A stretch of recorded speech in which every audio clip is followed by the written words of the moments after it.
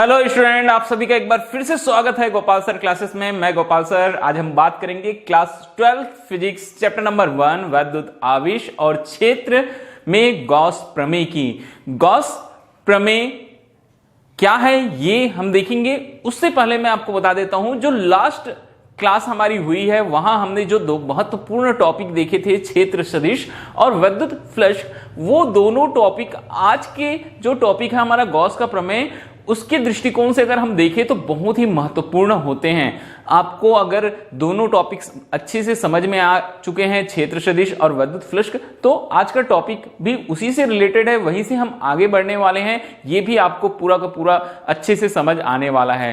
तो अगर आप में से अगर किसी भी स्टूडेंट ने अगर पिछला टॉपिक नहीं देखा होगा तो प्लीज पहले आप वो वीडियो देख लें, वो टॉपिक आप पहले पढ़ लें जिसमें हमने आपको क्षेत्र सदिश और विद्युत फ्लक्स के बारे में बताया है। तो चलिए, गॉस प्रमेय स्टार्ट करने से पहले मैं एक बार फिर से आपको रिमाइंड करा देता हूं कि हमारे जो दोनों टॉपिक थे उसमें हमने कौन सी चीजें देखी थी। तो बात करें अगर हम क्षेत्र सदिश की, तो मैंने बताया था कि भौतिकी में जितनी भी हम क्षेत्र लेते हैं या एरिया लेते हैं, सभी के सभी कैसे राशियां होती हैं, वे सभी जो होती हैं वो सदिश राशियां होती हैं, वेक्टर क्वांटिटीज होती हैं। उसमें परिमाण तो होता ही है, साथ ही साथ दिशा होती है। तो मैंने परिमाण को डेल्टा एस या डीएस से डिनोट किया था, और जो उसकी दिशा थी उस दिशा को हमने कहा दिखाया था, जो एरिया वेक्टर होता था उसकी कैसे होता था, वो परपेंडिकुलर, ठीक है, अभिलंबित दिशा में होता था। हमने उसको एक यूनिट वेक्टर या एकांक सदिश एन कैप से दिखाया था, और इस तरीके से हमारा क्षेत्र सदिश जो था वो वेक्टर डेल्टा एस या वेक्टर डी एस ये बना था। ठीक है, आप पिछला वीडियो देखेंगे, वहां पूरे डिटेल में आपको मिल जाएगा। ये हो गई क्षेत्र सदिश। तो याद रखिएगा, क्षेत्र सदिश कौन कौन सी बातें महत्वपूर्ण, सबसे पहली उसका अपना परिमाण होता है। परिमाण मतलब उसकी लंबाई हो सकती है, चौड़ाई, या उसका जो एरिया होता है वो उसका मैग्नीट्यूड होता है, और दूसरा उसका क्या होता है, एक डायरेक्शन होता है जो उसके परपेंडिकुलर होता है। और सेकेंड टॉपिक विद्युत फ्लक्स। विद्युत फ्लक्स में देखा था कि किसी विद्युत क्षेत्र में स्थित किसी पृष्ठ के अभिलंबवत गुजरने वाली कुल क्षेत्र रेखाओं की संख्या, कोई पृष्ठ रहता है उसके अभिलंबवत, उसके परपेंडिकुलर निकलने वाली कुल क्षेत्र रेखाओं की संख्या को हमने विद्युत फ्लक्स को बोला था। विद्युत फ्लक्स को डिनोट किया था फाई ई से। किससे डिनोट किया था? फाई ई से हमने डिनोट किया था, वो होता था विद्युत फ्लक्स। तो चलिए हम बात करते हैं हमारे आज के टॉपिक की। हमारा जो आज का टॉपिक है वो है गॉस का प्रमेय। तो देखते हैं हम गॉस का प्रमेय, गॉस प्रमेय, गॉस थ्योरम। ठीक है, क्या देखना है हमको? Gauss theorem. तो गॉस प्रमेय बोलते हैं कि जो वैज्ञानिक गॉस थे उन्होंने किसी विद्युत क्षेत्र से गुजरने वाले विद्युत फ्लक्स, किसी विद्युत क्षेत्र से गुजरने वाले विद्युत फ्लक्स का मतलब फाई ई, विद्युत फ्लक्स क्या है? Phi E. और उस विद्युत क्षेत्र में उपस्थित कुल आवेश, जो कुल आवेश था, आवेश को आप किससे डिनोट करते हैं? क्यू से। तो कुल आवेश क्या हो जाएगा? क्यू के मध्य संबंध दर्शाने वाला एक क्या किया? सिद्धांत बनाया, एक नियम बनाया। वो नियम कहलाता है गॉस का नियम या गॉस का प्रमेय। तो यहां हम रिलेशन देखेंगे विद्युत फ्लक्स फाई ई और चार्ज मतलब आवेश क्यू के बीच। तो ये गॉस प्रमेय होगा। तो चलिए देखते हैं हम गॉस प्रमेय। बोलते हैं गॉस प्रमेय के अनुसार किसी बंद पृष्ठ से गुजरने वाला संपूर्ण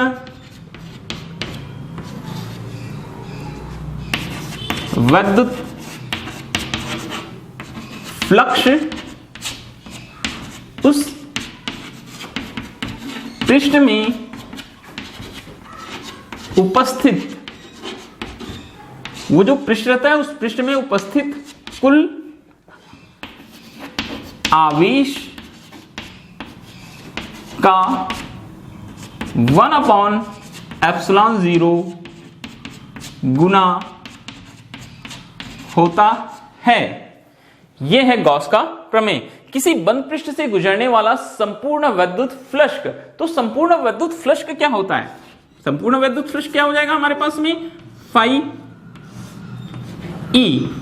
ठीक है, संपूर्ण विद्युत फ्लक्स होता है हमारे पास में फाई ई किसका बोलता है विद्युत पृष्ठ? उस पृष्ठ में उपस्थित कुल आवेश का। मान के चलते हैं कुल आवेश कितना है, स्मॉल क्यू है। क्या चीज है? स्मॉल क्यू है। आवेश का मतलब गुना, कितना गुना? 1/ε0 गुना होता है, 1/ε0 गुना होता है। तो ये हमारे पास आ जाता है गॉस का प्रमेय। आप इसी को लिख सकते थे Q equal phi E equal Q/ε0, ये होता है गॉस का प्रमेय। या फिर ये थ्योरम आप ऐसे लिख सकते हैं, phi E is equal to surface interval of vector E dot ds equal होता है Q/ε0 बोलते हैं, जहां ε0 क्या है? ये निर्वात की विद्युतशीलता होती है, निर्वात की विद्युतशीलता है, ये निर्वात की विद्युतशीलता है। इस तरीके से आप समझा सकते हैं ये क्या चीज होती है, ये निर्वात की विद्युतशीलता होती है।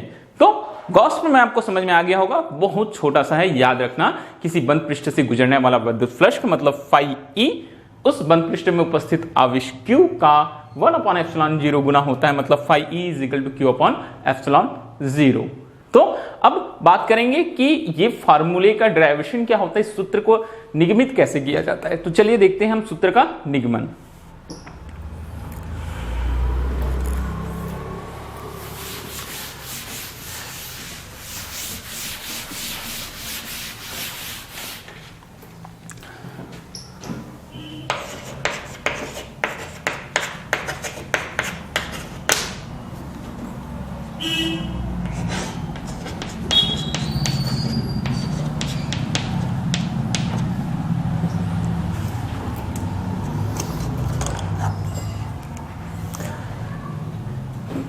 हम बात कर रहे हैं गॉस प्रमेय के निगमन की।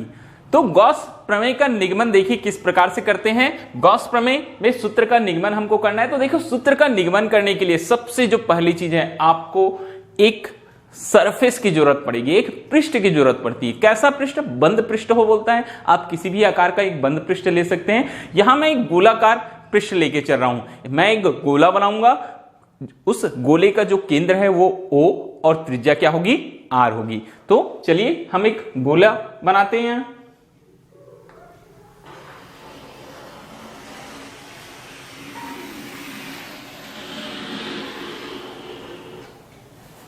ये हमारे पास एक गोला बन गया। क्या बन गया हमारे पास में? एक गोला।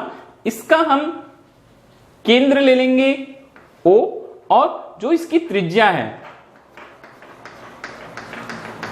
इस गोले की जो त्रिज्या है वो मान के चलेंगे क्या है? R है। गोले का केंद्र O और त्रिज्या क्या ले ली हमने? R। ठीक है, हम मान के चलते हैं कि इस गोले को दिया गया आवेश कितना है? Q है। तो मैं केंद्र O पर मान लेता हूं केंद्रित आवेश को। तो केंद्र O पर आवेश का मान कितना आ गया हमारे पास में? Q। ध्यान से समझते चलिएगा। एक गोला लिए, गोले का केंद्र O, त्रिज्या R, गोले को दिया गया आवेश कितना है? Q है। अब इसके आगे अब हम क्या काम करेंगे? हम ये जो गोला है उसके पृष्ठ पर एक बिंदु की कल्पना करते हैं। तो एक बिंदु ले लेते हैं। ये बिंदु मैंने ले लिया P। बिंदु क्या ले लिया? P। और गोले के केंद्र को हम बिंदु P से क्या कर देंगे? मिला देते हैं। बिंदु P से क्या कर दिया? देखिए, मिला दिया। तो गोले के केंद्र से बिंदु P की भी जो डिस्टेंस है वो कितनी होगी? R ही होगी। कितनी आ जाएगी? वो डिस्टेंस भी कितनी आ जाएगी? R आ जाएगी। क्लियर है ये बात? अब गोले के केंद्र पर स्थित आवेश Q के कारण बिंदु P पर हम क्या देखेंगे? विद्युत क्षेत्र की तीव्रता। कहां निकाल रहा हूं विद्युत क्षेत्र की तीव्रता? याद रखना, मैं बिंदु P पर निकाल रहा हूं। ठीक है, तो बिंदु P पर विद्युत क्षेत्र की अगर हम तीव्रता देखेंगे तो E is equal to 1/4 pi epsilon 0। E is equal to 1/4 pi epsilon 0। Charge कितना है? Q। और डिस्टेंस R, तो ये R का स्क्वायर ये हमारे पास आ जाएगा। कहां निकाल रहे हैं हम? बिंदु P पर विद्युत क्षेत्र की तीव्रता। अब क्लियर? ये अगली बात, इसकी दिशा क्या होगी? तो हम O पर स्थित प्लस की आवेश के कारण बिंदु P पर जो विद्युत क्षेत्र निकालते हैं उसकी दिशा OP की दिशा में होती है, या बोल सकते हैं गोले के केंद्र O से त्रिज्या की दिशा में, त्रिज्यीय दिशा में लंबवत बाहर की ओर होती है। क्या बोलेंगे? OP की दिशा में, या बोलेंगे गोले के केंद्र O से त्रिज्यीय दिशा में अभिलंबवत किधर, बाहर की ओर। तो डायरेक्शन आ गया O से, हमने जो आवेश O पर स्थित आवेश Q के कारण जो बिंदु P पर विद्युत क्षेत्र की तीव्रता निकाला है उसका डायरेक्शन आ गया।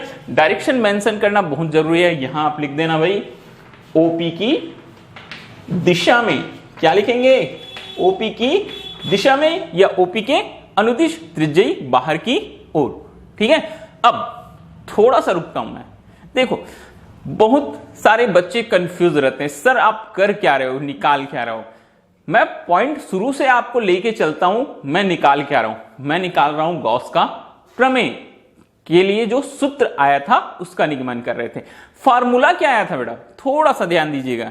ठीक है, फार्मूला क्या आया था, फार्मूला क्या होता है, फार्मूला होता है भाई phi E is equal to Q upon epsilon 0। ये फार्मूला होता है, ये हमको निकालना है। तो ये फार्मूला होता है, तो phi E होता क्या है, विद्युत फ्लक्स। हमने देखा है विद्युत फ्लक्स के surface interval vector E dot ds। E क्या चीज होती है, वो विद्युत क्षेत्र की तीव्रता है। तो जो भी पृष्ठ लेंगे वहां हमको विद्युत क्षेत्र की तीव्रता ज्ञात करना पड़ेगा, उस पृष्ठ के बिंदु पर विद्युत क्षेत्र की तीव्रता ज्ञात करना पड़ेगा। किसके लिए, विद्युत फ्लक्स के लिए। ओके, देन क्या काम करेंगे हम, और क्या है साथ में हमारे पास, ये ds क्या होता है, वो पृष्ठ का होता है क्षेत्रफल। तो पृष्ठ का क्षेत्रफल तो आपको मालूम होता ही है, उसको अलग से निकालने की जरूरत है क्या, नहीं है। हमको केवल एक काम करना है, हमको अगर फ्लक्स चाहिए तो हमको विद्युत क्षेत्र की तीव्रता निकालनी पड़ेगी। विद्युत क्षेत्र की तीव्रता निकल गई तो हमारा काम बन जाएगा, हमारा फ्लक्स आ जाएगा। तो इसीलिए मैं थोड़ा सा रुका, रिमाइंड कराने के लिए, आपको ध्यान दिलाने के लिए कि हमको निकालना क्या है, ये मालूम रहना चाहिए। फिजिक्स हो, मैथ्स हो, हमेशा इस बात का ध्यान रखो। ये तो हमेशा हर चीज के लिए सत्य होता है। आपको पहुंचना कहां है, आपका टारगेट क्या है, ये आपको मालूम रहना चाहिए, तभी आप सही मंजिल पर पहुंच सकते हैं। वही बात मैंने यहां भी बताई, हमको मालूम होना चाहिए। हम अगर सूत्र का निगमन कर रहे हैं तो सूत्र क्या है, ठीक है, तब तो पहुंचेंगे, ना तो हम घूमते रह जाएंगे भाई, इधर उधर भटकते रह जाएंगे। कोई अर्थ नहीं होता है भटकने का, ठीक है, भटकने का कोई अर्थ नहीं होता है। दिमाग इधर उधर चलते रहेगा, हमारा समय बर्बाद होगा, हम सही जगह पर या हमारी मंजिल पर पहुंच नहीं पाएंगे। तो यहां मंजिल का पता मैंने बता दिया। आपकी मंजिल क्या है, आपको फार्मूला निकालना है, phi E equal Q upon epsilon 0। निकालेंगे कैसे, हमारे पास फार्मूले है, हमने विद्युत फ्लक्स पढ़ चुका है पिछले क्लास में। विद्युत फ्लक्स होता क्या है, विद्युत फ्लक्स का phi E इक्वल होता है surface interval E dot ds। Okay, तो ये चीज आप ध्यान में रखिएगा। अब हम आगे बढ़े, यहीं से हम आगे बढ़ते हैं। अब देखिए, मैंने एक बिंदु P पर हमने विद्युत क्षेत्र की तीव्रता निकाल लिया, मगर विद्युत क्षेत्र की तीव्रता मेरे को कहां चाहिए, मेरे को पूरा जो सरफेस है उसके अकॉर्डिंग चाहिए। ठीक है, तो अब सरफेस तो बहुत बड़ा है भाई, सरफेस क्या है, बहुत ही बड़ा है। मैं काम करता हूं, यहां बिंदु P को घेरे हुए एक छोटा सरफेस ले लेता हूं, हिंदी में बोलते हैं हम अल्पांश। तो यहां छोटा हमने भाग ले लिया, ये मैं छायांकित कर देता हूं उसमें, ये छोटा सा अल्पांश ले लिया। अल्पांश को मैं नाम दे देता हूं ds। क्या नाम दे दिया, ds। मैं काम क्या करूंगा, पहले इस छोटे से अल्पांश के कारण निकाल लूंगा विद्युत फ्लक्स, या छोटे अल्पांश से गुजरने वाला विद्युत फ्लक्स, फिर इस पूरे के पूरे गोले से होकर गुजरने वाला विद्युत फ्लक्स निकाल लेंगे। विद्युत फ्लक्स मिल जाएगा तो हम अपने टारगेट मतलब गॉस के प्रमेय में पहुंच जाएंगे। तो चलिए देखते हैं, विद्युत क्षेत्र की तीव्रता आ गई बिंदु P पर। अब बोलता है ये बिंदु P को घेरा हुआ हम छोटा सरफेस ले लिए, सरफेस को क्या नाम दे दिए, ds। तो ds का डायरेक्शन भी मैंने बताया आपको, क्षेत्र सदिश काम आने वाला है। देखिए काम में आ गई क्षेत्र सदिश। दिशा कैसी होगी, पृष्ठ के अभिलंबवत। तो विद्युत क्षेत्र तीव्रता की दिशा थी OP के डायरेक्शन में, और ये जो हमने अल्पांश लिया उसका भी डायरेक्शन होगा विद्युत क्षेत्र की तीव्रता की दिशा में। तो यहां हमको दिखाई दे रहा है E और ds कैसे हैं, एक ही डायरेक्शन में है। तो एक ही डायरेक्शन में है तो E और ds के मध्य बनने वाला कोण कितना हो जाएगा, थीटा। ये हम नीचे लिख देते हैं, E और ds, वेक्टर E और वेक्टर ds के मध्य कोण theta equal 0 degree. Theta equal 0 degree आ गया। अब मैंने बताया हम सबसे पहले काम क्या कर रहे हैं, हम अल्पांश के कारण विद्युत फ्लक्स निकाल लेते हैं तब, ठीक है। अब हमारा काम है कहां निकाल रहे हैं हम? अल्पांश के कारण। कौन सा अल्पांश? अल्पांश नाम दे दिया मैंने ds, ठीक है। क्या निकालना है हमको?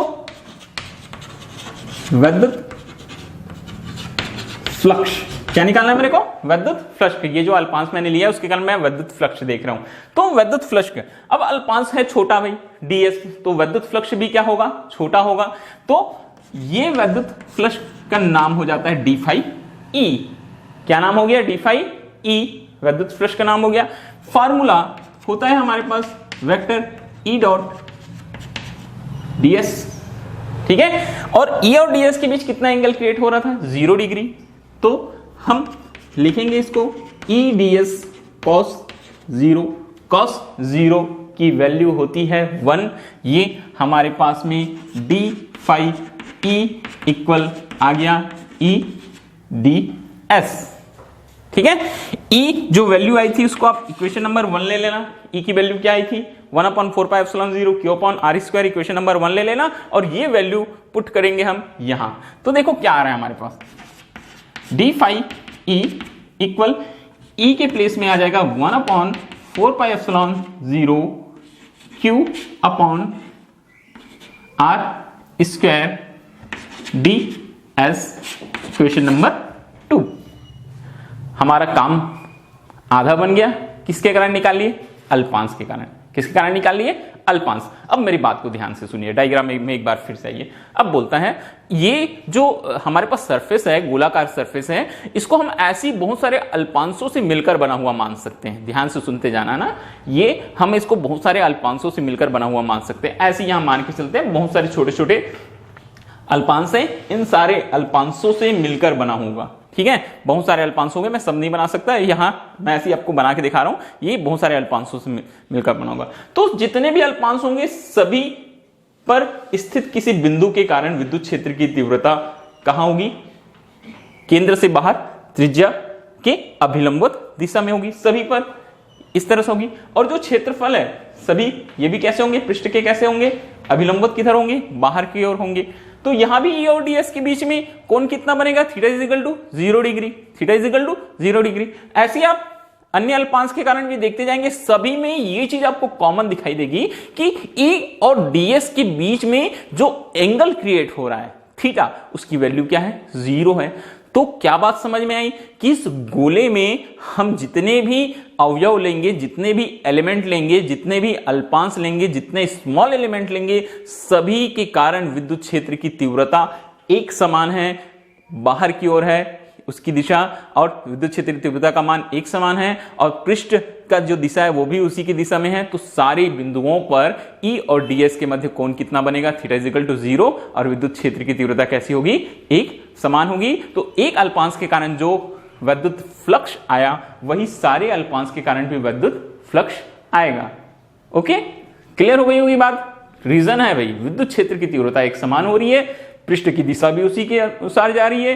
तो E ds के मध्य सभी बिंदुओं पर बनने वाला कोण कितना होगा? θ = 0 डिग्री। तो विद्युत फ्लक्स का मान भी एक समान आएगा। तो एक का निकल गया, तो बाकी सारे का भी हम निकाल सकते हैं। निकालने के लिए क्या किया जाता है? ठीक है, साधारण गणितीय विधि में सभी को आपस में जोड़ दिया जाता है, और भौतिकी में उसी योग को हम क्या करते हैं? समाकलन करके निकाल लेते हैं। कैसे करते हैं? इंटरवल करके हम निकाल लेते हैं। तो यहां सरफेस है तो हम एक सरफेस इंटरवल करेंगे और संपूर्ण पृष्ठ के कारण जो विद्युत फ्लक्स का मान है वो आ जाएगा। तो चलिए देखते हैं, एक अल्पांश के कारण आ गया। अब संपूर्ण गोले के कारण या संपूर्ण गोले से होकर गुजरने वाला विद्युत फ्लक्स क्या हो जाएगा? संपूर्ण, टोटल phi e। क्या बताया मैंने? ये क्या हो जाता? बार बार देखो इधर ऐसे होता बेटा, ये d phi e plus d phi e plus d phi e, जितने भी एलिमेंट्स हैं plus dot dot dot and so on. इसे हम कैसे लिख सकते हैं? phi e इक्वल लिखेंगे surface interval of d phi e। क्या लिखेंगे? Surface interval of d phi e। तो देखो surface interval of D phi E value equation number 2 से आप डालेंगे तो surface interval of E phi A की वैल्यू 1/4πε0 क्यू अपॉन आर का स्क्वायर ds। इंटीग्रेशन में आपको मालूम है जो कांस्टेंट होते हैं उसको हम क्या कर लेंगे, उसको हम बाहर निकाल लेते हैं, तो उसका इंटीग्रेशन नहीं होता है। तो कांस्टेंट क्या है यहाँ, कांस्टेंट है 1/4πε0 क्यू अपॉन आर स्क्वायर, और ये सरफेस इंटरवल होगा ds का। किसका सरफेस इंटरवल होगा, ds का होगा। तो सरफेस इंटरवल ऑफ ds ये L5 था, तो पूरा का पूरा क्या हो जाएगा, ये जो हमारे पास में जो गोलाकार पृष्ठ है, ठीक है, स्फेरिकल सरफेस है, उसका संपूर्ण पृष्ठ या उसका क्षेत्रफल। तो क्या होगा, फाई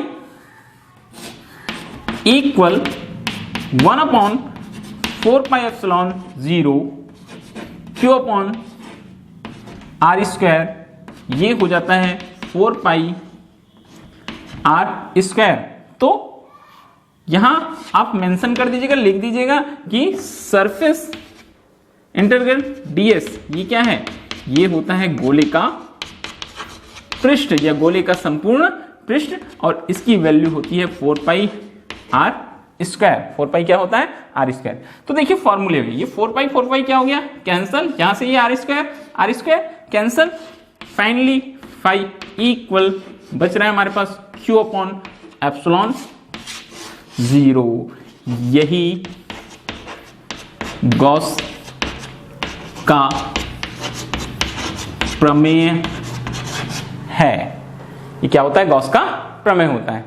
तो ये हमने गॉस प्रमेय के लिए सूत्र का निगमन कर दिया। एक सिंपल सा रिवाइज, छोटा सा, फिर से देखो।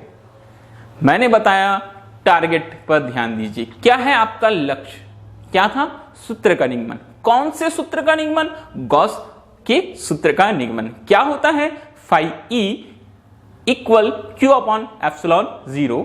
तो विद्युत फ्लक्स फाई का मान कैसे निकालते हैं, ई dot ds, vector E dot ds। तो आपको क्या चाहिए था, विद्युत क्षेत्र की तीव्रता पृष्ठ, तो हमको याद रहता है, हम याद नहीं है तो हमको याद रखना है संपूर्ण पृष्ठ क्या होता है, ठीक है।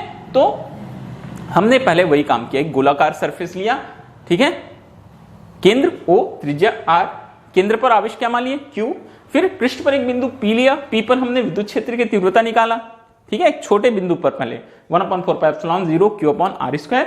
डायरेक्शन हुआ परपेंडिकुलर ओपी की दिशा में, फिर P को घेरा हुआ हमने एक पृष्ठ ले लिया ds। तो ds का जो डायरेक्शन है और विद्युत क्षेत्र की तीव्रता का डायरेक्शन है वो दोनों सेम डायरेक्शन में होने के कारण दोनों के बीच जो एंगल क्रिएट हुआ थीटा इज इक्वल टू वो वैल्यू आई हमारे पास 0।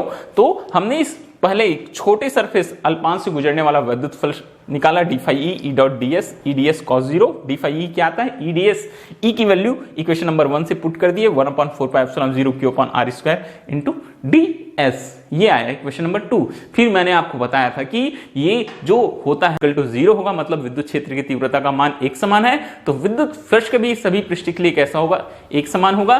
तो हम सीधे सीधे इंटीग्रेशन करके क्या करते हैं, संपूर्ण पृष्ठ से गुजरने वाला विद्युत फ्लक्स निकाले। तो मैंने आपको समझा दिया था कि सारे का प्लस हो रहा है, तो ये हो गया था phi E is equal to surface interval D phi E. Equation number 2 से वैल्यू पुट करना, जो कांस्टेंट है उसको बाहर निकालना, ds गोले का पृष्ठ 4πr स्क्वायर हो जाएगा, 4πr स्क्वायर कैंसिल होगा, बचेगा क्या आपका phi is equal to Q upon epsilon 0। ये होता है गॉस का प्रमेय। ओके, अब यहां से हम देखेंगे गॉस प्रमेय के बहुत सारे हमारे पास अनुप्रयोग होते हैं, कहां कहां हम गॉस प्रमेय जो एप्लीकेशन है उसके वो हम देखेंगे, एप्लीकेशन ऑफ गॉस थ्योरम। तो आज की क्लास के लिए इतना ही।